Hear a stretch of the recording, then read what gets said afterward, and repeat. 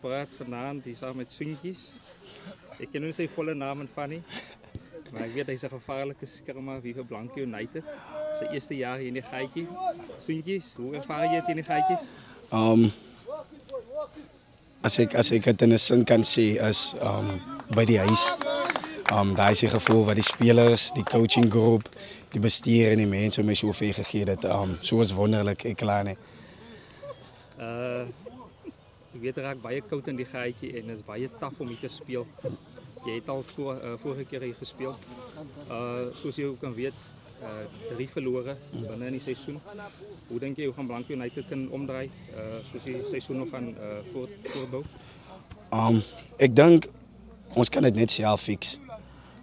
Unlucky geweest met een paar goals in die andere games, maar als een playing group denk ik dat is onverantwoordelijk. Ik denk dat is coachables wat verkeerd gaat in ons games en in ons zien, vooral in de eerste helft als ons goed begin en ons doen die plan werken.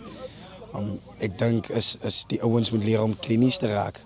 Ons heeft alles in ons groep goed genoeg om hier die titel te winnen en ik geloof nog steeds zo. Die ouens moet net zelf beginnen geloven. Ja, natuurlijk. Jullie komen van een succesvolle toernooi daar in Saldanha. Ik weet ons wel dat het achter die rust heeft, maar jullie het baie goed gebind. En ik denk dat was vital geweest voor die span als geheel. Maar ik zie vanavond staan je langs die veld, heb je basering, heb je iets opgedaan? Nee, ik heb niet basering gelukkig.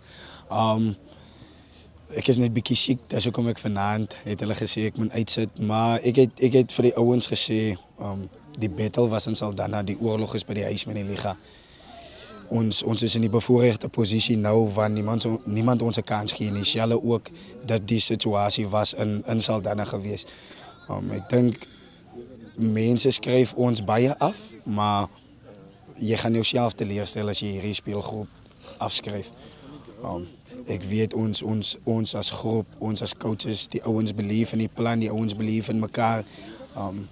Een paar boxes om te tikken in ons draai die skap definitief. Echt, baie lekker om samen met jou te gesels en sterkte voor dit seizoen. Baie dankie, ik waardeer.